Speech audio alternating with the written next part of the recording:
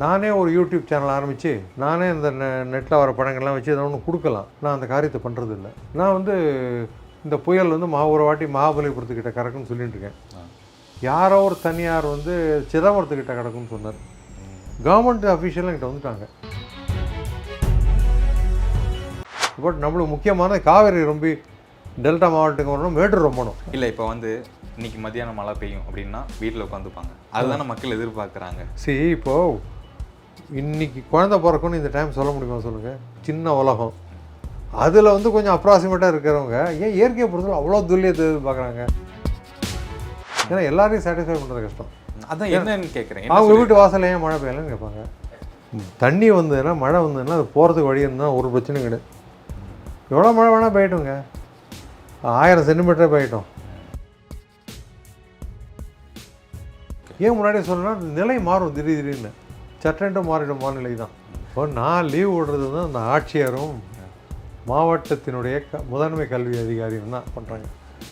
நான் வந்து வானிலை அறிவிப்பு கொடுப்பதோடு ஸோ அப்பொழுது வந்து நான் என்ன பண்ணேன், இது மக்களுக்கு செல்ல வேண்டுங்கிற எண்ணத்தில் குறியாக இருந்தேன். அப்புறம் எளிய முறையில் செல்ல வேண்டும், மக்களுக்கு தெரிய வேண்டும் என்று. ஏன்னா நம்ம வந்து புதுசாக ஒன்றும் கண்டுபிடிக்கல. ஏற்கனவே அறிவியல் தொழில்நுட்ப முறையில் நல்லா வளர்ந்துருக்கு. காற்றினுடைய போக்கு ஒவ்வொரு உயரத்துலையும் எப்படி இருக்குது, காற்று 1.5 கிலோமீட்டர் உயரத்தில் இருக்குது, 1 கிலோமீட்டர் 0.9 கிலோமீட்டர் உயரத்தில் எப்படி இருக்குது, 3 கிலோமீட்டர் எப்படி இருக்குது, இந்த மாதிரி ஒவ்வொரு உயரத்துலையும் காற்றின் போக்கை காட்டும். அதை வைத்து கொண்டு அனாலிசிஸ் பகுப்பாய்வு செய்யும்பொழுது பெருமழை புயல்னால் அந்த புயல்லாம் திடீர்னு வராது. ஒரு வாரத்துக்கு முன்பே அந்த சொல்லிடும் தரவுகள்லாம் காற்றை இழுக்கும் போது நம்ம பகுதி வழியாக இழுக்கும்போது அப்போது தான் நம்மளுக்கு மழை வரும். அப்படி தான் இப்படி கடந்த சில நாட்களாக மழை வந்திருக்கு.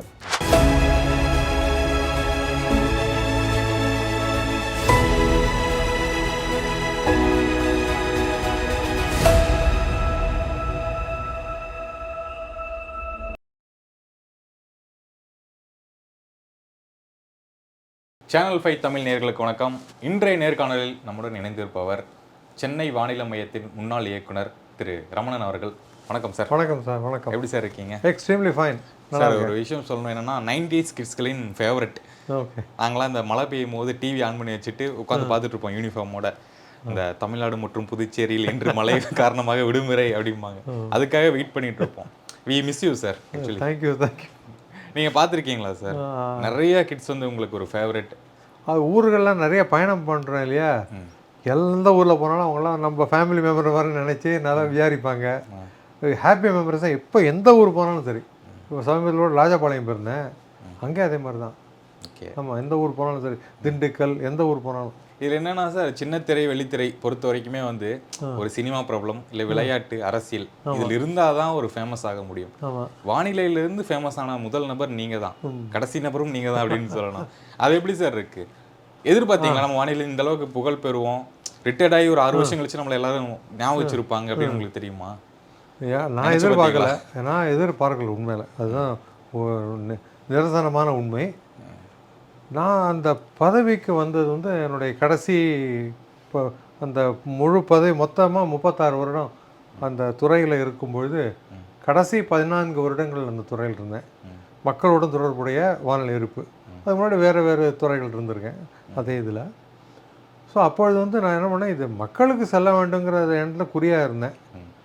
அப்புறம் எளிய முறையில் செல்ல வேண்டும், மக்களுக்கு தெரிய வேண்டும் என்று. ஏன்னா நம்ம வந்து புதுசாக ஒன்றும் கண்டுபிடிக்கல. ஏற்கனவே அறிவியல் தொழில்நுட்ப முறையில் நல்லா வளர்ந்துருக்கு. அந்த தரவுகள், அந்த செய்திகள் எல்லாம் மக்களை சென்றடைய வேண்டுங்கிறது தான் நம்ம பண்ணுறோம். ஓகே. அடுத்தது இந்த வானிலை அறிக்கையெல்லாம் நான் ஓன் பண்ணுறதுலாம் கிடையாது, டிபார்ட்மெண்ட்டோட அறிக்கை, அவ்வளோதான். நீங்கள் வெளியிடுறேன் அவ்வளோ. சரி சார். ஓகே. இப்போ இந்த வானிலை அறிக்கை, இந்த வானிலை மையம்லாம் வந்து ஒரு கட்டத்துக்குள்ள வந்து மக்களுக்கு வந்து ரொம்ப தேவை, மக்கள் விழிப்புணர்வாக இருக்கணும், இந்த டிபார்ட்மெண்ட் எவ்வளோ பெரிய வளர்ச்சி அடையும் அப்படின்னு உங்களுக்கு முன்னாடி தெரியுமா? கண்டிப்பாக. அதாவது ஏன் தேர்ந்தெடுத்தீங்க அப்படின்னு கூட வச்சு. அது ரொம்ப நல்ல கொஸ்டின். காரணம் என்னன்னாக்கா, நிறைய இடத்த சொன்னது தான் அதே பதில் தான். நான் வந்து எம்எஸ்சி ஃபிசிக்ஸ் இயற்பியல் படிக்கும்பொழுது காலத்தில் அப்போ தான் ஃபஸ்ட்டு தமிழ்நாட்டில் வந்தது. என்னோடு படித்த சக மாணவர்கள் பெரும்பாலானோர் அப்படியே பள்ளியில் உடனே வேலை கிடச்சிடுது. ப்ராக்டிக்கல் எல்லோரும். சில பேர் கல்லூரிக்கு போயிட்டாங்க, டீச்சர்ஸ் எல்லாம் டீச்சர்ஸ் போயிட்டாங்க. நிறைய பேர் வந்து பணி நிறைவு முடித்து தலைமை ஆசிரியராக பணி நிறைவு முடித்து தான் போனாங்க. அத்தனை பேருக்கு இந்த ஆப்பர்ச்சுனிட்டி கிடைச்சிது ப்ராக்டிக்கல் எல்லாருக்கும். அதேமாதிரி கல்லூரியில் சென்றவர்கள்லாம் சில பேர் மேல் நாட்டுக்கு சென்றார்கள், சில பேர் வந்து கல்லூரியில் அந்த இயற்பியல் துறையில் ஃபிசிக்ஸ் டிபார்ட்மெண்ட்லாம் இருந்திருக்காங்க. நான் ஒருவன் மட்டும் விதிவிலக்காக இந்த துறைக்கு வந்தேன். இது வந்தது காரணம் என்னென்னா, இது இயற்பியலை பயன்படுத்தி கொள்ளும் துறை, ஃபிசிக்ஸை பயன்படுத்தி கொள்ளும் துறை. அதனால் படித்தது யூஸ் ஆகும் அப்படிங்கிறது. அடுத்தது வந்து எனக்கு வந்து இந்த காலநிலை, இந்த புவியியல், ஜாகிரஃபிலாம் வேறு பிடிக்கும். ஸோ அதனாலே அந்த கிளைமேட்டுங்கிற ஆங்கிள்லேயும் இதில் ஒரு இன்ட்ரெஸ்ட் இருந்தால் தான் ஜாயின் பண்ணேன். அதுதான். சரி, ஓகே சார். நாங்கள் வந்து உங்களை டிவியில் பார்க்குறது எப்படின்னா, இன்றைக்கி வந்து மழை வருது, இதனால் இந்த பிரச்சனை இருக்குது, லீவ் விட்றோம் அப்படின்னு வந்து அதை மட்டும் தான் நாங்கள் பார்ப்போம். ஆமாம். அதாவது இன்சைடு த ஆஃபீஸ் எப்படி சார் இருக்கும், எப்படி ஒர்க் பண்ணுவீங்க? நான் காலையில் அலுவலகத்துக்கு போகும்போது முதல்ல வந்து ஒரு பெரிய படத்தை எடுத்து வச்சுப்பேன். அது வந்து அந்த காற்றின் போக்கை விளக்கக்கூடிய படம் சார். அது வந்து பைலட் சார்ட்னு சொல்லுவோம். ஓகே. காற்றினுடைய போக்கு ஒவ்வொரு உயரத்துலையும் எப்படி இருக்குது காற்று. 1.5 கிலோமீட்டர் உயரத்தில் இருக்குது, 1 கிலோமீட்டர் 0.9 கிலோமீட்டர் உயரத்தில் எப்படி இருக்குது, 3 கிலோமீட்டர் எப்படி இருக்குது, இந்த மாதிரி ஒவ்வொரு உயரத்துலையும் காற்றின் போக்கை காட்டும். அதை வைத்து கொண்டு அனாலிசிஸ் பகுப்பாய்வு செய்யும்பொழுது எந்த இடத்துல வந்து அந்த சுழற்சி, மேலடுக்கு சுழற்சி இருக்குது, எந்த இடத்துல உயர்ந்த காற்றழுத்த பகுதிகள் இருக்குது, இதெல்லாம் பார்ப்பதற்கான அந்த வாய்ப்பு கிடைக்கும். அதை வச்சுட்டு அடுத்த ஸ்டெப் வந்து மற்ற தரை நிலையில் எவ்வாறு இருக்குது, அடுத்தது வந்து அன்றைக்கு மழை தரவுகள் எல்லாத்தையும் பார்த்துட்டு அதுக்கப்புறம் ஒரு 10:30 மணி அளவில் வெவ்வேறு இந்த இடங்களிலிருந்து இருக்கக்கூடிய அங்கங்கே இருக்கக்கூடிய இயக்குநர்கள், அந்த கவுஹாத்தி, நாக்பூர், மும்பை, கல்கட்டா, நியூ டெல்லி அவருடன் பேசுவேன். அதுக்கப்புறம் தயார் செய்யப்படும் இந்தியாவுக்கான வானிலை அறிக்கை. அப்புறம் நமது பகுதிக்கான வானிலை அறிக்கையை வந்து மீண்டும் நான் இன்னொருத்தரை சொல்லணும்.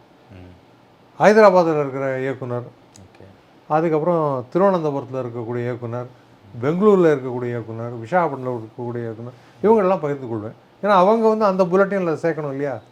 நம்ம ஒரு பேசிக்லேருந்தே போயிடும் சார். இந்த வீடியோ பார்க்குறவங்களுக்கு ஒரு இன்ஃபர்மேட்டிவ் வீடியோவாக இருக்கணும், அதான் நம்மளோட நோக்கமாக இருக்குது. எப்படின்னா ஒரு பெருமழை, ஒரு புயல் உருவாகுது எப்படி, அதை நீங்கள் வந்து எப்படி கண்டுபிடிக்கிறீங்க சார்? அதாவது பெருமழை புயல்னால் அந்த புயல்னால் திடீர்னு வராது. ஒரு வாரத்துக்கு முன்பே அந்த சொல்லிடும் தரவுகள்லாம். அதுக்கு வந்து சாத்தியக்கூறு அழகும்பாங்க, ஜெனிசிஸ் பொட்டென்ஷியல் பேராமீட்டர்னு. அதை வைத்துக்கொண்டு இந்த ஒரு வாரத்துக்கு முன்னாடியே சொல்லலாம். ஸோ அந்த இதை வைத்துக்கொண்டு நம்மளுக்கு தெரிஞ்சு போயிடும், திடீர்னுலாம் வராது. இந்த இதெல்லாம் அறிவியல் தொழில்நுட்ப முன்னேற்றங்கள் காரணமாகத்தான். அடுத்தது வந்து அது எங்கே செல்லும், புயல் அடுத்து எவ்வாறு நகரும், அதெல்லாம் பற்றியான அறிவிப்புகள்லாம் வரும். ஆனால் பொதுமக்களுக்கும் 4-5 நாட்களுக்கு முன்னாடி சொல்லுவோம், முன்னாடி சொல்கிறதில்ல. அதிகாரிகளுக்கு வந்து அந்த தலைமைச் செயலர், மாவட்ட அந்த ஆட்சியர்கள் அவர்களுக்கெல்லாம் கொஞ்சம் முன்னாடியே சொல்லுவோம். ஃபோன் பண்ணுவோம். அவங்களும் என்னோட தொடர்பில் இருப்பாங்க, நானும் அவர் தொடர்பில் இருப்பேன். ஸோ அதனால் ஏன்னா அவங்களுக்கு முக்கியம் இருந்ததுனாலனா சில பேர் விடுதலை போயிருப்பாங்க, திரும்பி வந்துடுங்கன்னு அவங்க சொல்வதற்கு வசதியாக இருக்கும். அடுத்து அவர்கள் முன்னேற்பாடு செய்து கொள்வதற்கு கொஞ்சம் வசதியாக இருக்கும். ஏன் முன்னாடியே சொல்லணும்னா நிலை மாறும், திடீர்னு சற்றென்று மாறிடும் வானிலை தான். இருந்தாலும் அவங்களுக்கு வந்து மாறுறதுனால பிரச்சனை இல்லை, அவங்க தயாராக இருந்துக்கலாம் இல்லையா, அதனால தான். ஓகே, இப்போது மக்களுக்கு வந்து இது வந்து வானிலைக்கு வந்து ஒரு விழிப்புணர்வோடு இருக்காங்கன்னு நினைக்கிறீங்களா சார்? இல்லை ஜஸ்ட் லைக் அப்படியே தள்ளிட்டு போயிடுறாங்களா? இல்லை, இப்போது முன்னை விட இப்போது பரவாயில்ல, இப்போ விழிப்புணர்வோடு இருக்காங்கன்னு தான் தெரியறது. காரணம் என்னென்னா இப்போ வந்து உயிர்கள் இந்த இழப்புங்கிறது வந்து ரொம்ப குறைவாக தான் இருக்குது முன்னையை காட்டிலும். அப்போலாம் வந்து 100 கணக்கில் ஒரு அந்த மாதிரிலாம் நிறைய பேர் இறந்தாலும் நம்ம பார்த்துருக்கோம் செய்திகளாக. இப்பொழுது வந்து அந்த மாதிரி செய்திகள் வருவதில்லை. ஸோ அதுவே ஒரு சான்று, மக்களுக்கு வந்து ஒரு புரிதல் ஏற்பட்டு விட்டது, நம்ம பாதுகாப்போடு இருக்கணுங்கிற எண்ணம் இருக்குங்கிறது தான்.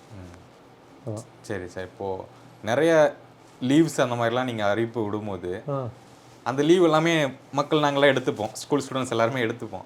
எடுத்ததுக்கப்புறம் ஒரு 10 நிமிஷம் மழை பெய்யும், அதுக்கப்புறம் மழை பெய்ய ஸ்டாப் ஆயிரும். நாங்களாம் வீட்டில் ஜாலியாக உட்காந்துருப்போம். என்னடா பேரண்ட்ஸ்லாம் திட்டுவாங்க, மழை பெய்யுன்னு சொல்லி தானே லீவ் விட்டீங்க, மழை பெய்யலை, இப்போ எதுக்கு லீவ் விட்டீங்க அப்படின்னு நம்மளை திட்டுவாங்க. அந்த மாதிரி உங்களையும் வந்து இது பண்ணியிருப்பாங்க. இப்போ நான் லீவ் விடுறது தான் அந்த ஆட்சியரும் மாவட்டத்தினுடைய முதன்மை கல்வி அதிகாரியும் தான் பண்ணுறாங்க. நான் வந்து வானிலை அறிவிப்பு கொடுப்பதோடு என் பணி முடிந்து விடுகிறது. ஓகே. அடுத்தது வந்து இந்த காற்றழுத்த தாழ்வு நிலைன்னு சொல்லுவோம், ட்ரஃப், அதெல்லாம் இருந்ததுனாக்க அதிகாலையில் நள்ளியில் தான் மழை இருக்கும், பகல் பொழுதில் மழை இருக்காது.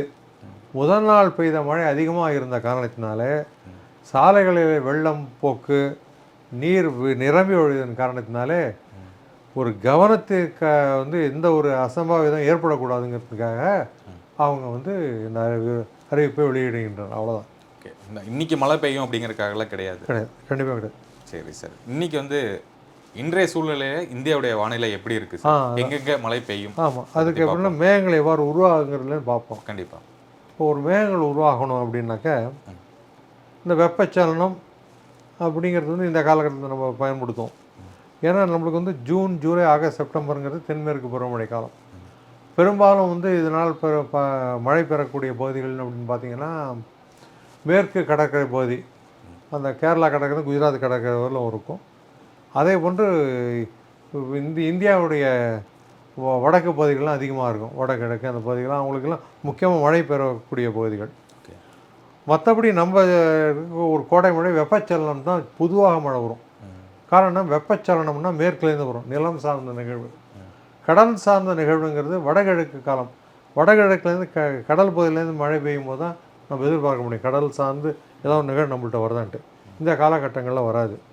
ஸோ பொதுவாக என்ன பண்ணோம், மேற்கு பகுதி தான் பார்க்கணும். இதான் மேகம் உருவாக்க நம்மளை நோக்கி வருகிறதான்ட்டு. அந்த அடுத்த 6 மாதம் அக்டோபர்லேருந்து பார்த்திங்கன்னா கடல் பகுதியை பார்க்கணும். அடுத்தது வந்து வேறு எங்கேயான ஒரு புயலோ இல்லை தாழ்வு பகுதியோ இருந்தால் கூட காற்றை இழுக்கும்போது நம்ம பகுதி வழியாக இழுக்கும்போது அப்போது தான் நம்மளுக்கு மழை வரும். அப்படி தான் இப்படி கடந்த சில நாட்கள் மழை வந்திருக்கு. இந்த வெப்பச்சலனம் என்னென்னாக்கா பூமி வந்து சூரியனுடைய கிரணங்களினால் வெப்பம் அடைவதில்லை, அதை கிரகித்து கொண்டு வெளிவிடும் நெட்டலை கதிர்கள் மூலமாக தான் பூமி வெப்பம் அடைகிறது. வெப்பம் அடைந்து அது என்ன ஆகும்னா இப்போ இங்கே இந்த மேகங்கள் தோன்றுகிறது. ஓகே, அப்போ ஏன் மேகங்கள் தோன்றணும்னு உங்களுக்கு தோணும். ஒன்றும் இல்லை, இப்போ ஒரு பாத்திரத்தை எடுத்துங்க, கீழே வந்து அடுப்பு மேலே வைங்க. கீழே வந்து நீங்கள் அடுப்பு தீ மூட்டினப்பறம் உள்ளே தண்ணி இருந்ததுன்னா தண்ணி என்ன ஆகுது, மேலே வந்துருக்கும், அது மேலே வருது. ஒரு தட்டுக்கு மேலே வச்சிங்கன்னா என்ன ஆகும், தட்டில் அப்படியே கீழே நீர் இருக்கும். அதை நீர்னு ரூம்குள்ளே சொல்கிறீங்க, அண்டத்தில் அது மேகங்கிறோம். ஓகே, ஸோ பூமி வெப்பம் அடைஞ்சு இந்த வழிப்பகுதியெல்லாம் மேலே செல்லும் பொழுது அதில் தான் இந்த மேகங்கள் தோன்றுகிறது. இது வந்து எப்படின்னாக்க தாழ்வு பகுதியெல்லாம் எப்படி உருவாகுதுனாக்க தெற்கு அரைக்கோளத்துலேருந்து வீசுகிற காற்று கதிரவனானது இந்த வடக்கு நோக்கி நகரும் பொழுது, கடற்கரைக்கு நோக்கி நகரும் பொழுது அங்கே கீழ் திசை காற்றுகள், தெற்கு அரைக்கோளம் கீழ் திசை காற்றுகள் நிலநடுக்கோட்டை கடந்த பிறகு மேல் திசை காற்றாக மாறும். தென்மேற்கு திசையிலேருந்து வரும், இதான் தென்மேற்கு பருவமழை காலங்கிறோம். அதில் ஏற்படக்கூடிய சுழற்சி தான். ஏன்னா இங்கே இருக்கக்கூடிய கீழ் திசை காற்றும் அந்த மேற்கு திசை காற்றும் ஒரு சுழற்சியை உருவாக்கும். அந்த சுழற்சியின் காரணமாக தான் இந்த தாழ்வு பகுதியெல்லாம் உருவாருது. அது வலுவடையும் பொழுது தாழ்வு மண்டலம், புயல்கள் அப்படின்னு மாறுறது. இதுதான் காரணம். இன்றைக்கு வந்து எப்படி இருக்குது அப்படின்னு பார்த்தீங்கன்னா, இதை பாருங்கள், இங்கே பார்க்குறீங்க, இது வந்து இந்த நம்ம கிழக்கு கடற்கரையில் இந்த இது கிட்ட ஒரிசா கிட்ட ஒரு தாழ்வு பகுதி உருவாச்சு. ஓகே, அந்த உருவான தாழ்வு பகுதியானது அப்படியே உள்ளே போயிட்டு அது தாழ்வு மண்டலமாக மாறிவிட்டது. ஸோ அதனால் பாருங்கள், இந்த தாழ்வு சுழற்சியின் காரணமாக மேகங்கள் உருவாகி நிலப்பகுதி செல்வதை நீங்கள் பார்க்கலாம். இந்த படத்தில் உங்களுக்கு தெரியுது. அதே மாதிரி இந்த இடத்துல அடுத்தது என்னன்னாக்கா பல மற்ற பகுதிகளும் இதே மாதிரி தான் உருவாகும். அதே போன்று இங்கே பாருங்கள், ஒரு தென்சீன கடல் பகுதியில் வியட்நாமுக்கு தாண்டி இந்த பகுதியில் ஒரு தாழ்வு பகுதி இருக்குது. இந்த இடத்துல ஒரு தாழ்வு பகுதி பிலிப்பைன்ஸை தாண்டி இருக்குது. இதெல்லாம் இணைக்கக்கூடிய கோடை தான் முறிவு கோடுன்னு சொல்லுவாங்க. இதை வந்து இன்டர் டிராபிக்கல் கன்வர்ஜன் ஜோன்ஸ் அப்படின்னு சொல்லுவாங்க. அதாவது இந்த வடக்கு அரைக்கோளத்தில் காற்று குவிதல் நடக்கும் பகுதி, அதாவது நம்ம அரைக்கோளத்தில் இருக்கக்கூடிய கீழ் திசை காற்றும் நிலநடுக்கோட்டை தாண்டி வந்தக்கூடிய இந்த மேற்கு திசை காற்று ரெண்டும் காமிச்சாங்களே, ரெண்டும் சேரும் இடங்கள். இதெல்லாம் இது அந்தந்த இடங்களில் தோன்றி உங்களுக்கு வந்து மழை ஒவ்வொரு நாட்டுக்கும் கொடுக்கும். அதுதான் இப்படி தான் மழைகள்லாம் உருவாகும் இந்த காலகட்டங்களில். அதுதான் இது உள்ளே போனால் தான் வடக்கு பகுதிகளுக்கெல்லாம் அந்த மழை கிடைக்கும். அப்புறம் இந்த கடற்கரை ஓரம் இருக்கிற பகுதியெல்லாம் உங்களுக்கு வந்து ஒரு தாழ்வு நிலை ஒன்று உருவாகி அதன் மூலம் கிடைக்கும். இந்த மாதிரி ஏதான ஒரு நிகழ்வு வந்து தான் மழை கிடைக்கிறது. ஸோ இன்றைக்கு என்ன இருக்குது நிகழ்வுகள்னு பார்த்தா, இன்றைக்கு வந்து வானிலை மையத்தினுடைய அறிவிப்பு, ஜார்க்கண்ட் மற்றும் அதை ஒட்டி உள்ள பகுதிகளிலே வந்து உங்களுக்கு மேலடுக்கு சுழற்சி இருக்குது, அது சொல்கிறது. அடுத்தது வந்து இந்த மான்சூன் ட்ரஃப்னு சொல்கிறது, அந்த முறிவு கோடுன்னு சொன்னேன் பாருங்க, டாட் லைன், அதான் அது வந்து எங்கே இருக்குதுன்னு சொல்கிறது. அதனால் ஒரு 4-5 நாட்களுக்கு மழை இருக்குன்னு சொல்லிட்டாங்க. ஓகே. அதுக்கப்புறம் அது இருக்கக்கூடியது வந்து 22 டிகிரி வடக்குங்கிற அந்த அட்சரேகையை கொடுத்துருக்காங்க. ஸோ அந்த இடத்துல அது இருக்குன்னு சொல்லியிருக்காங்க. அடுத்தது கர்நாடகா கேரளா கடற்கரை, குஜராத் கர்நாடகா கடற்கரையில் ஒரு தாழ்வு நிலை இருக்குது அப்படின்னு சொல்லியிருக்காங்க. ஸோ இதன் மூலம் அங்கெல்லாம் மழை வரும்னு சொல்லியிருக்காங்க. ஸோ அதெல்லாம் இருக்கான்னு பார்ப்போம். ஓகே. இப்போ வந்து ஜார்க்கண்ட் அந்த சுற்றி உள்ள இடங்களிலே ஒரு மேலடுக்கு சுழற்சின்னு சொல்லியிருக்காங்க. இது வந்து 1.5 கிலோமீட்டர் வீசக்கூடிய காற்று. இங்கெல்லாம் வேகமான காற்று வீசுறது பாருங்கள். இந்த காற்று வேகமாக வீசுவதுன்னா பாருங்கள், இதனுடைய 40 கடல் மைல்கள். 40 கடல் மைல்னால் கிட்டத்தட்ட ஒரு 60 கிலோமீட்டர், 58 கிலோமீட்டர், 60 கிலோமீட்டர். அதனால தான் உங்களுக்கு வந்து இந்த நல்ல மிகுந்த காற்று வருது. அதனால தான் இந்த தீபகர பகுதியிலாம் நல்ல மழை வருது.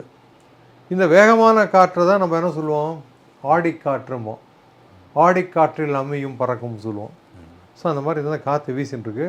அதனால தான் இந்த கேரளா கர்நாடகா கடற்கரைக்கு ஒரு தாழ்வு நிலையும் இருக்குது. இதுவும் காரணம். இந்த மேலடுக்கு சுழற்சி இங்கே பார்க்குறீங்க பாருங்கள், இந்த இடத்துல மேற்கு திசை காற்று, இங்கெல்லாம் கிழக்கு திசை காற்று பாருங்கள், ஒரு சுழற்சி இருக்குது. ஸோ அந்த சுழற்சி. அப்புறம் வியட்நாம் பக்கத்தில் ஒரு சுழற்சி பார்த்தோம் பாருங்கள். ஆமாம். ஸோ அதுவும் இங்கே ஒரு சுழற்சி இருக்குது பாருங்கள். ஸோ இந்த மாதிரி தரைநிலையில் இருந்தே அந்த சுழற்சி இருக்குது. ஸோ இதெல்லாம் தான் உங்களுக்கு வந்து இந்த மழையை கொடுக்கக்கூடியது. அடுத்தது இந்த தாழ்வு நிலைன்னு சொன்னேன். இது வந்து வட்டமாக போக விடாதபடி, ஆனால் இந்த சம அழுத்தக்கூட ஐசோபார்னு சொல்லுவோம். இந்த கோடில் வந்து ஒரு கிங்க், ஒரு கூம்பு போல வடிவத்தில் இருந்துன்னு வச்சுங்கோ, அது தாழ்வு நிலைன்னு சொல்லுவோம். அதில் கூட மேகங்கள் உருவாகும். ஸோ அந்த மாதிரி இந்த சிவப்பு கோடு போட்டிருங்க பாருங்கள், இதுதான் மேற்கு குஜராத் முதல் வட கர்நாடகம் வரை. அது என்ன சார் அந்த ரெட் கலர்? அதான் தாழ்வு நிலை. ஓகே. ஸோ அந்த தாழ்வு நிலையின் மூலமாகவும் மழைகள் உருவாகும்.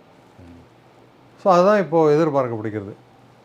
ஸோ இதுவெல்லாம் எப்படி மழை வந்திருக்குன்னு நீங்கள் பார்த்தீங்கன்னாக்க, அதான் இதுதான் முன்னறிவிப்பு கொடுத்துருக்காங்க.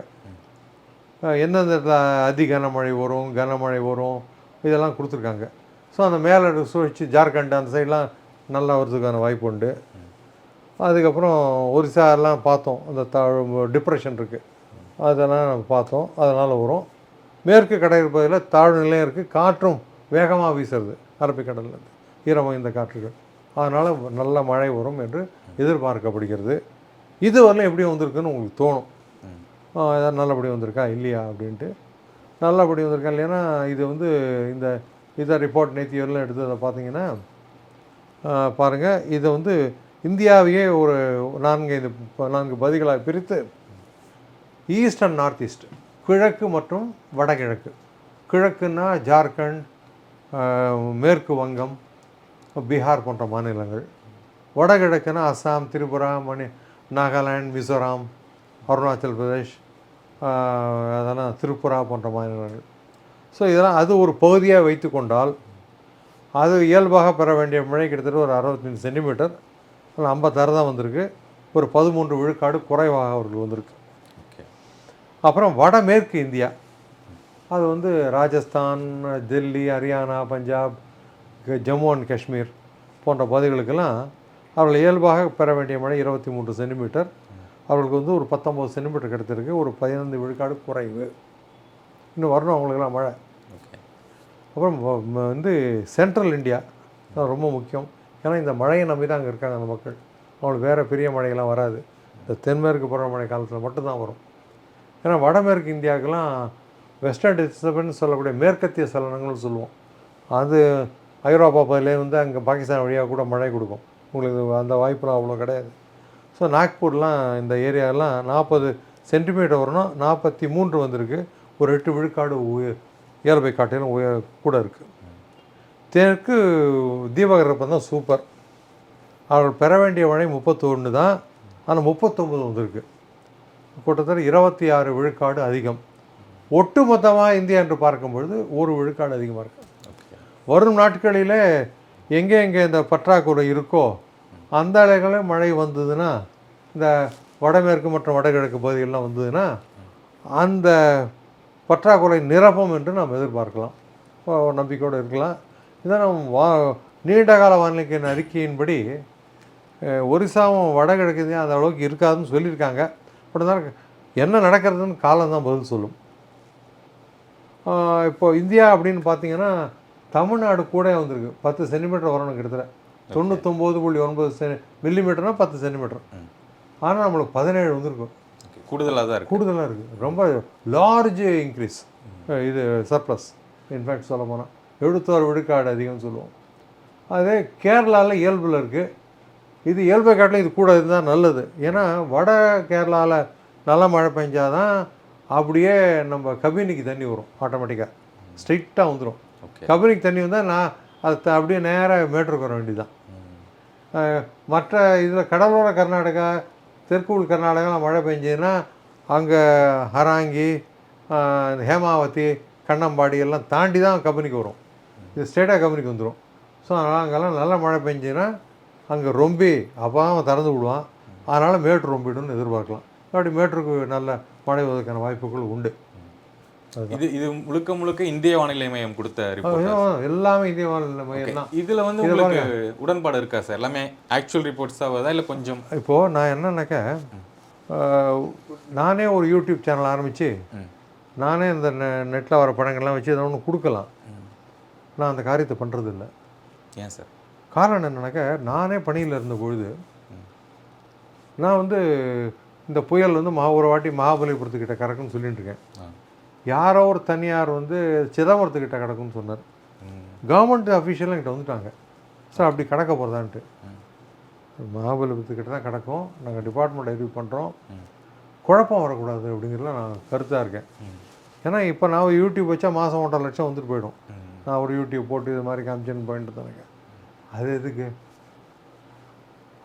ஐஎம்டி என்ன சொல்கிறது, வானிலை மையம் அதே தான் வழிமொழி. ஏன் சொல்லியிருக்காங்கிறத விளக்குறேன் நான். புரியுது.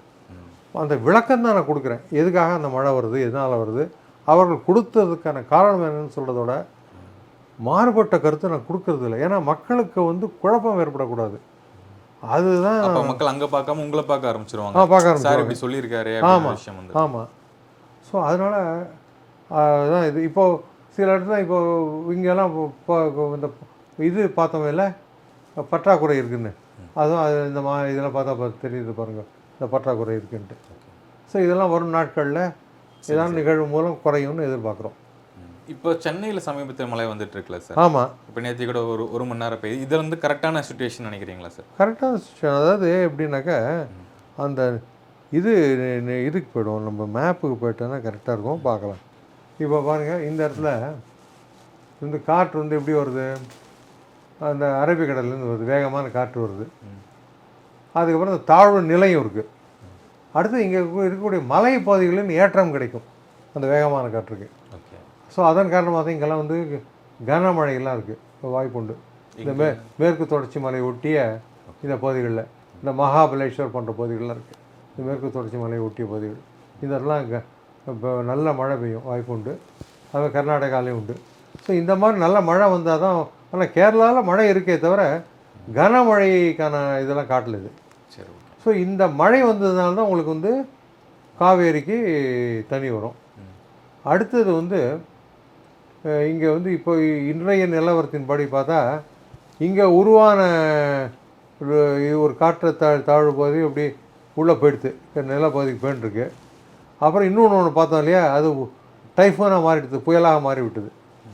ஸோ அதெல்லாம் பார்க்குறோம். இங்கே வந்து என்னன்னாக்கா, இந்த காற்று குவிதல் ஏற்பட்டு தாழ்வு நிலை போன்ற மான்சூன் ட்ரஃப். ஸோ இந்த இடத்துல நல்ல மழை இருக்குது பாருங்கள். மத்திய பிரதேஷ் இந்த பகுதியில் நல்ல மழை இருக்குது, எதிர்பார்க்கலாம். ஸோ இந்த பகுதி பற்றி இந்த பகுதியில் நல்ல மழை இருக்குது. தமிழ்நாட்டை பொறுத்தவரை நம்மளுக்கு மழை வருமா அப்படின்னு உங்களுக்கு தோணும். அதையும் பார்த்துருவோம். எப்படி இன்றைக்கி வருமா இல்லையா, சான்ஸ் இருக்கான்னு பார்த்துருவோம். இந்த வாரம் முழுக்க சார்? இந்த வாரம் முழுக்க பார்க்கலாமே, ஒன்றும் பிரச்சனை இல்லை.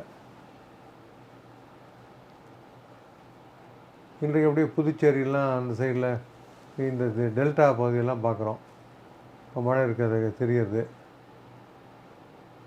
அதே மாதிரி இப்போ கேரளாலையும் கொஞ்சம் கனமழைக்கு சான்ஸ் இருக்குது நாளைக்கு ஓகே காட்டுறது. அங்கெல்லாம் பெஞ்ச வட கேரளாலாம் பெஞ்சா நல்லது. தமிழ்நாடு அதே மாதிரி கோவையெல்லாம் நல்ல மழை இருக்குது பாருங்கள். கோவையில் அதாவது கனமழை இல்லாட்டாலும் மழை இருக்குது. ஓகே. ஸோ அதுதான். அதே மாதிரி பாருங்கள், மேற்குலேருந்து தோன்றி மழை மேகங்கள்லாம் அப்படியே தஞ்சாவூர் இந்த பகுதிகளெலாம் வரதை பார்க்குறோம் நம்ம. சென்னைக்கிட்டேயும் ஏதோ வட சென்னை அந்த சைடில் மழை காட்டுறது. ஃப்ரைடே நாளை இதுக்கு நாளை மறுநாள் அது மாதிரி பார்க்கலாம். வேறு ஏதாவது நடுவில் நிறுத்தி கூட பார்க்கலாம் பாருங்கள். பாருங்கள், சென்னைக்கிட்டெல்லாம் மழை வருது பாருங்கள். சாட்டர்டே கூட ஏதோ மழை வருது. ஓகே. ஸோ அதனால் அப்பப்போ நடுவில் ஒன்ஸ் இன்னவே வரும், பெரும் மழையாக இருக்காது. அதனால் மேற்குலேருந்து வரும்போது அங்கெல்லாம் மழையை கொடுத்துட்டு அப்படி வரும். Something better than nothing. But நம்மளுக்கு முக்கியமான காவேரி ரொம்ப டெல்டா மாவட்டத்துக்கு வரணும், மேட்டூர் ரொம்பணும். ஸோ அதனால் அதுக்கான வாய்ப்பு இருக்குது. ஸோ அதை தான் நம்ம முக்கியமாக இந்த காலகட்டத்தில் கருத்தில் கொள்ளணும். அதே அக்டோபர் மாதம் ஆனதுக்கப்புறம் ஏதான ஒரு தாழ்வு பகுதி ஏதோ ஒன்று வந்து தமிழ்நாட்டு ஊடாக சென்று இந்த பகுதிக்கு மழையை கொடுக்கணும்னு எதிர்பார்க்கணும். ஸோ இதுதான் இது வந்து ஒரு ஐரோப்பிய ஒன்றியத்துடைய கொடுக்கக்கூடியது. இதே வேறு ஒரு மாடல் பார்த்தா கொஞ்சம் வித்தியாசமாக இருக்கும். அமெரிக்கன் மாடல் வித்தியாசமாக வரும். இது ஆக்சஸ் என்று சொல்லக்கூடிய ஆஸ்திரேலியா. இது வரையறுக்கப்பட்ட ஒரு பரப்பளவில் லிமிடெட் ஏரியா மாடல்.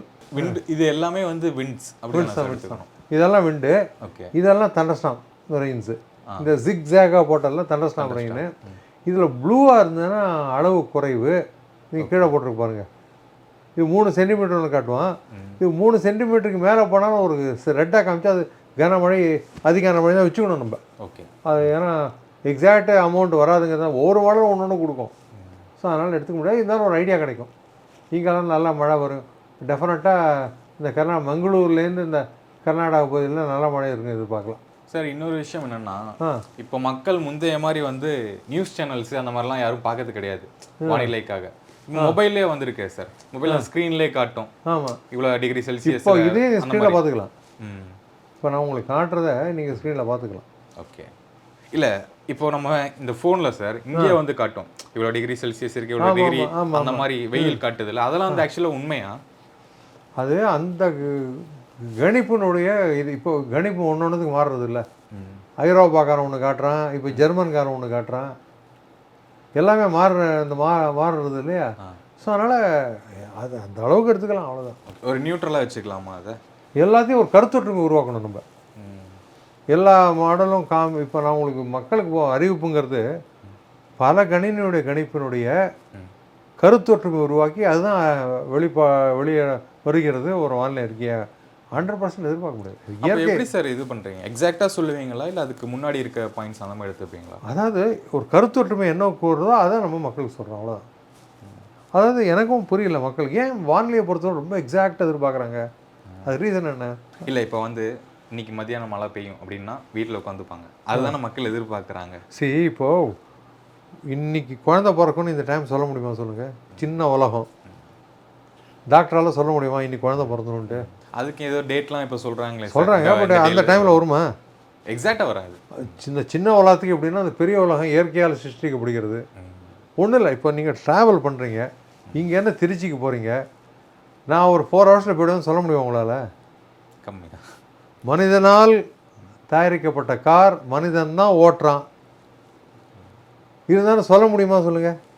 அதில் வந்து கொஞ்சம் அப்ராக்சிமேட்டாக இருக்கிறவங்க ஏன் இயற்கையை பொறுத்தவரை அவ்வளோ துல்லியத்தை பார்க்குறாங்க? உங்கள்கிட்ட கேட்டிருக்காங்களா இந்த கேள்வியெல்லாம்? எல்லாம் கேட்பாங்க. ஏன் சார் எக்ஸாக்டாக சொல்லலை அப்படின்னு கேட்குறாங்களா? கேட்குறாங்க. இது எதுக்கு எக்ஸாக்டாக வரணும்னு உங்களுக்கு தேவைன்னு கேட்பேன் நான். இதை நேச்சர்னு எடுத்துக்கணும். இயற்கைங்கிறத இயற்கை இவ்வளோ தூரம் கணிக்க முற்படுறதே பெரிய விஷயம். ஓகே. பாருங்கள், உலகம் ஃபுல்லாக இங்கே உட்காந்துட்டு சவுத் அமெரிக்காவில் மழை பெய்யுதான், ஆப்பிரிக்காவில் மழை பெய்யுதான் சொல்கிறோம். இந்த இடத்துல இப்போது இங்கே வந்து பனாமாவில் மழை பெஞ்சிட்ருக்கு, இது சான் சால்வடாரில் மழை பெய்யுறதுன்னு சொல்கிறோம். இங்கே நிகராகுவாவில் பெய்யுறது எவ்வளோ பெரிய விஷயம் அது. ஏன்னா உங்கள் சைடில் வந்து பார்க்கும்போது எல்லாமே ஒரு பாசிட்டிவான விமர்சனங்கள் தான் உங்களுக்கு வந்திருக்கு. ஆமாம். ஏன்னா நெகட்டிவே பெருசாக கிடையாது. ஆமாம், நெகட்டிவ் எல்லாத்துக்குமே இருக்கும். அந்த மாதிரி உங்களுக்கு எதாவது நெகட்டிவ் விமர்சனம் வந்திருக்குங்களா? Basically mostly 99% positive. அந்த 1% இருக்கும்ல, ஏதாவது 1% தான் இருக்கும். ஏன்னா எல்லாரையும் சாட்டிஸ்ஃபை பண்ணுறது கஷ்டம். அதான் என்னன்னு கேட்குறேன். அவங்க வீட்டு வாசல்ல ஏன் மழை பெய்யலன்னு கேட்பாங்க. அவ்வளோதான். ஒருத்தர் வீட்டு வாசல்லையுமே மழை பெய்யுன்னு சொல்ல முடியுமா? உங்கள் வீட்டு வாசல் நாளைக்கு மழை பெய்யும், உங்கள் வீட்டில் வாசல் இருக்கும், உங்கள் வீட்டு வாசல் இருக்காருன்னு சொல்ல முடியும்? ஓவராலாக சொல்ல முடியும், அவ்வளோதான். இந்த துறையில் வந்து ஒரு கடினமான காலம்னா எது சார் உங்களுக்கு? எந்த டைம், எந்த ஃபேஸ்? கடினமான காலம்னா இப்போ வந்து யாரும் உயிர் இழக்கக்கூடாதுங்கிறது நம்மளுக்கு ரொம்ப முக்கியம். அந்த செய்தி அவங்களுக்கு போயிடுதா எல்லாருக்கும் அப்படிங்கிறதுலாம் நான் ரொம்ப குறிப்பாக இருப்பேன். ஸோ எல்லாம் ஆட்சியெல்லாம் ஃபோன் பண்ணி எல்லாம் போய் எல்லாம் சேர்ந்துருத்தா நியூஸ் அப்படின்ட்டு. ஏன்னா நம்ம நியூஸ் சொல்கிறதோட சரி, மீட்பு பணிகள் எல்லாமே ஆட்சியர் அவங்க தான் பண்ணுறாங்க. அவங்க பணி மகத்தானது. ஸோ அந்த பணிங்கிறது தொய்வு இல்லாத அவங்களுக்கு நடக்கணும். ஸோ அதுவும் நடந்தால் நல்லா இருக்குங்கிறது தான். இந்த ஆண்டு மழை சார், அடுத்த ஒரு 6 மாதத்துக்கான மழை. அதாவது இது வந்து 10 நாள் கொடுத்தாலும் 5 நாளைக்கு தான் எடுத்துக்கிறோம். அது இயற்பியல் அடிப்படையில் physics principle model. Long range ஃபார்காஸ்ட்டுங்கிறது வந்து புள்ளியல் அடிப்படையில் கணிக்கப்படுகிறது. ஓகே. அந்த கணிப்பு பார்க்கும்போது இந்த வடகிழக்கு பருவமழை தென்மேற்கு பருவம்னா, வடகிழக்குனா செப்டம்பரில் பார்த்தா கரெக்டாக இருக்கும். தென்மேற்கு வந்து இந்த செப்டம்பர் மாதம் முடிவு வரலும் இருக்கும். அது வந்து நன்றாக இருக்கும் என்று தான் கணித்துள்ளது. அதுதான். சரி, ஓகே. இன்னொன்று, நம்ம சென்னையில் இருக்கோம், எப்பவுமே வருஷம் வருஷம் ஒரு விஷயம் நடக்கும். நவம்பர் மாதம், டிசம்பர் மாதம் பொறுத்த வரைக்கும் அந்த சென்னை ரெயின்ஸ் அப்படின்னு ஹேஷ்டேக்லாம் போட்டு ஒரு அவலநிலை நமக்கு ஏற்பட்டு தான் இருக்கும். அதுக்கான விஷயங்கள் என்ன சார்? தண்ணி வந்ததுன்னா, மழை வந்ததுன்னா அது போகிறதுக்கு வழி இருந்தால் ஒரு பிரச்சனையும் கிடையாது. எவ்வளோ மழை வேணால் போயிட்டோங்க, 1000 சென்டிமீட்டரே போயிட்டோம். தண்ணி கடலுக்கு போகிறதுக்கு வழி இருக்கணும், அவ்வளோதான். ஒரு ப்ராப்ளமும் கிடையாது. இயற்கைக்கு அதனுடைய வழியை விட்டுணும். அந்த மாதிரி நம்ம டிவியில் பார்ப்போம், ஒரு 3 சென்டிமீட்டர் மழை அந்த மாதிரிலாம் பார்க்குறோம்ல, அது எப்படி சார் கணக்கு எடுக்கிறீங்க? ஒன்றும் இல்லை, சிலிண்டர் பாத்திரம் இருக்குல்ல, இந்த இது வந்து இப்படி வந்துடுது இந்த பாத்திரம். ஓகே. இதே மாதிரி சிலிண்டராக ஒரு பாத்திரம் இருக்குன்னு வச்சுக்கோங்க, அதை கொண்டு போய் நாளைக்கு உங்கள் மொட்டை மாடியில் வச்சுருங்க. நாங்கள் ஆஃபீஸில் வந்து தரையில் தான் வைப்போம். நம்ம பில்டிங்காக பக்கம் சுற்றி போகிற இருக்கிறதுனால பில்டிங்லாம் மறைக்கும், மழை நேராக வர்றதை தடுக்கும். அதனால் மொட்டை மாடி ஓப்பனில் வச்சுட்டோம்னு வச்சுக்கோங்க, அதில் தண்ணி வரும் இல்லையா, மழை தண்ணி உள்ளே விழும். சாதாரணமாக பயன்படுத்தக்கூடிய ஸ்கேல் இருக்கு இல்லையா, அதை உள்ளே வைங்க. என்ன கட்டுறது அதான் மழை. உங்கள் வீட்டில் பெஞ்ச மழை சிம்பிள் தான், வேறு எது கருவியெல்லாம் இதுக்கு அதெல்லாம் வேண்டாம். அது பெரிய அண்டாவாகவும் இருக்கலாம், சின்ன ஒரு ஃபேரக்ஸ் டப்பா கூட இருக்கலாம். ஓகே. அந்த சிலிண்டராக இருக்கணும் டப்பா, அவ்வளோதான் கணக்கு. அதுக்குள்ளே ஸ்கேலை விட்டு பாருங்கள், அவ்வளோ முடிஞ்சு போச்சு.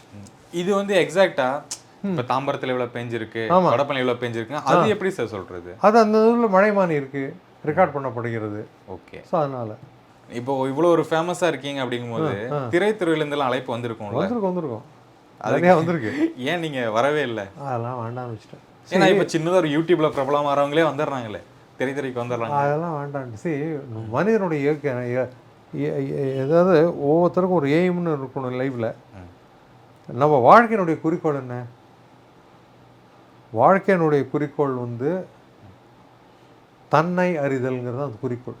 ஸோ அதனால் அந்த குறிக்கோள் திருமந்திரத்தில் என்ன சொல்லியிருக்காரு, திருமூலர், அதெல்லாம் பார்த்தா தெரியும் உங்களுக்கு. ஸோ அதனால் அந்த லைனில் போகிறது தான் நல்லது. இதெல்லாம் famous but a slow decay and even the shall pass அவேம்பாங்க. புகழ்ங்கிறதோ கொஞ்சம் நாட்டுக்கு அப்படி போயிடும். அதெல்லாம் போய் விழுந்துடக்கூடாது நம்ம. அதாவது நம்மளுக்கு தெரிஞ்சதை மற்றவங்களுக்கு சொல்லணும், அது ரொம்ப முக்கியம். அதனால் அது மக்களுக்கு ஒரு விழிப்புணர்வு ஏற்படுத்தணும். அதனால் பள்ளி மாணவர்கள், கல்லூரி மாணவர்கள்ட்டெல்லாம் வானிலைலாம் என்ன, காலநிலை என்ன, இதனுடைய பயன்பாடு என்ன, இது ஒரு புரிதல் ஏற்படுறதுக்காக தான் அதெல்லாம் அந்த மாதிரி சொற்பொழிவெல்லாம் பண்ணிருக்கேன். மற்றபடி எனக்கு வேறு இதெல்லாம் கிடையாது. என்னத்தை எடுத்துன்னு போகணும் சொல்லுங்கள். அப்புறம் அமைதியான வாழ்க்கை தான் முக்கியம். ஓகே. அதோட வேறு எதுவும் இல்லை. நம்மளால் ஒரு பிரச்சனையும் கிடையாது. நம்மளுக்கு சாப்பிட்றதுக்கு வழி இருக்குது, போகிற வேறு என்ன ஒன்று சொல்லுங்கள். ஓகே. இந்த வெளிநாடு பயணங்கள்லாம் போகிறீங்களா? வெளிநாடு ஃப்ரெண்ட்ஸோடலாம் போவேன். அங்கெல்லாம் ஐடென்டிஃபை பண்ணிடுறாங்க மக்கள் எல்லாருமே, தமிழ் மக்கள் இல்லாமல். அதுவும் இலங்கை தமிழாக இருந்தால் தமிழா நீங்கன்னு சொல்லி பேச ஆரம்பிச்சிருவாங்க. சரி, எப்போவுமே நீங்கள் சொல்கிற விஷயம் தான். இந்த ஸ்கூல் குழந்தைகள், காலேஜ் குழந்தைங்கள்லாம் கூப்பிட்டா கண்டிப்பாக போவேன். ஆமாம். ஆமாம். எதுக்காக? அவங்களுக்கு அந்த விழிப்புணர்வு ஏற்படுத்தணும் அப்படிங்கிறக்காக. ஆமாம், கண்டிப்பாக. ஏன்னா நம்மளுக்கு வந்து வானிலை அதனால் என்ன ஏற்படுகிறது, இதனால் என்ன பயன்பாடு இருக்குது, ஒரு சீரற்ற வானிலை இருக்கும்பொழுது எவ்வாறு நம்ம தற்காத்து கொள்வது, இதெல்லாம் 5 விளையாத 50 விளையமாவாங்க. அந்த மாதிரி சட்டு இந்த ஏஜில் போயிடுதுன்னு வச்சுக்கோங்க, மக்களுக்கு ஒரு புரிதல் ஏற்படும். ஸோ அதனால் இந்த சிறிய வயதிலேயே அவங்களுக்கு அந்த சென்றடையணுங்கிறது ரொம்ப முக்கியம். அது மாதிரி காலநிலை மாற்றங்கள்லாம் பற்றி கூட சொல்லுவேன் நிறைய இடத்துல.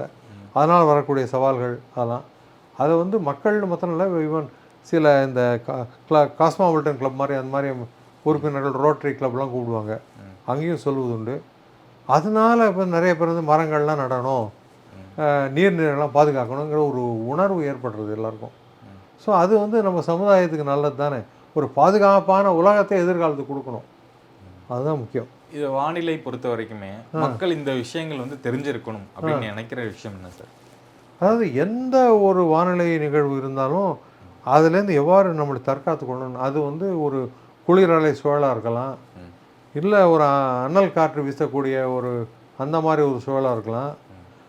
அடுத்தது வந்து பெருமழை நிகழ்வோ இல்லை புயலோ இல்லை ஒரு வறட்சியோ இதெல்லாம் இல்லை ஒரு பூகமே வந்தாலும் என்ன பண்ணணும் இதெல்லாம் தெரிஞ்சுக்கணும்.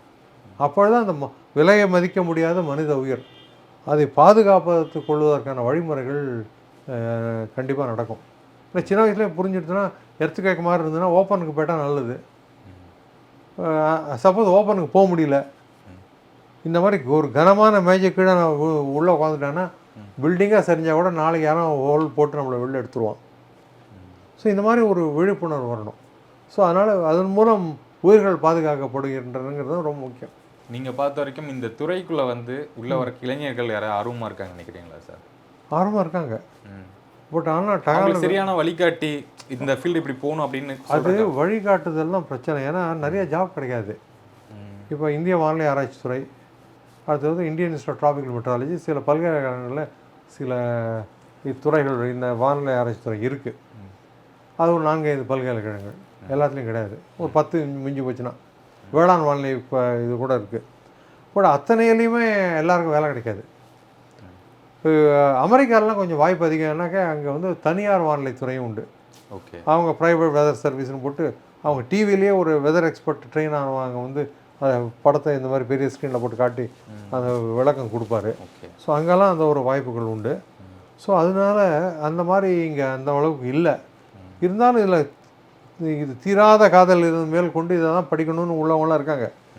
நான் ஒரு மாணவன் வந்து கோகுல் தமிழ் செல்வன் ஒரு பையன், அவன் வந்து டிசிஎஸ் வேலையை விட்டுட்டு இந்த அதுக்குன்னு உள்ள பிரத்யேகமான எக்ஸாம் இருக்குது. அதாவது இந்த இது கேட் எக்ஸாம்னு சொல்லுவோம் இல்லையா, உயர் படிப்புக்காக தொழில்நுட்ப இதெல்லாம் போகிறதுக்கு அந்த படிப்பு அந்த எக்ஸாம் எழுதி பாஸ் பண்ணிவிட்டு ஆந்திரா பல்கலைக்கழகத்தில் எம்டெக் அட்மாஸ்பியரிக் சயின்ஸ் பண்ணிவிட்டு இப்போ இந்தியன் இன்ஸ்டியூட் ஆஃப் ட்ராபிக்கல் மெட்ராலஜியில் ஆராய்ச்சி படிப்பை தொடர்ந்துட்டுருக்கார். கிட்டத்தட்ட ஒரு 7-8 வருஷம் இருந்தவர். ஸோ இந்த மாதிரி ஆர்வம் உள்ளவங்களாம் இருக்காங்க. அதே மாதிரி ஒருத்தர் இங்கிலாண்டில் போய் படித்தார் உயர்கல்வி, அதுக்கப்புறம் அவருக்கு ஆராய்ச்சிக்கு போயிடுங்க வேலை கிடைக்கலையேன்னாரு.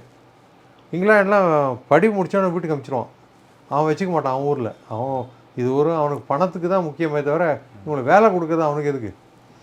ஸோ அதனால தான் இது. அதுக்கப்புறம் அமெரிக்கா ரிசர்ச் பண்ணால் அப்புறம் விட்டு வேறு ஏதோ ஒரு ஃபீல்டுக்கு போயிட்டார். இதெல்லாம் அவருக்கு தனியாத ஆர்வம் இன்னும் வானிலையில் இருக்குது. ஸோ இதெல்லாம் இன்வால்வ் ஆகிறவங்களாம் அந்த மாதிரி ஒரு இன்ட்ரெஸ்டோடு வர்றது தான். சார் இந்த இப்போ மழைக்காலங்கள் இந்த புயல் வரப்போ மட்டும்தான் ஒர்க் லோட் அதிகமாக இருக்குமா, இல்லை இந்த சம்மர் டைம்லலாம் எப்படி சார் இருக்கும்? எந்த டைமாக இருந்தாலும் வேலை இருக்கும். ஏன்னா இந்த இப்போது இங்கே மழை வரலனாலும் ஆந்திராவில் மழை போனால் அந்த இடத்துக்கு நம்ம வானிலையை பார்த்து கொடுக்குறோம். இந்தியா ஃபுல்லாத்துக்கு பார்க்குறோம் இல்லையா.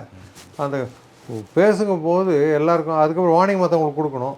கர்நாடகாவில் ஏதாவது குளிராலை சூழல் இருக்கலாம், ஒரு டிசம்பர் மாதம் நம்ம ஊரில் இல்லாத இருக்கும். இந்த மாதிரி மற்ற மாநிலங்களிலேயும் அந்த பாதிப்பு இருப்பதன் காரணத்தினால லட்சத்தீவில் ஒரு புயல் அந்த பக்கம் போகலாம்.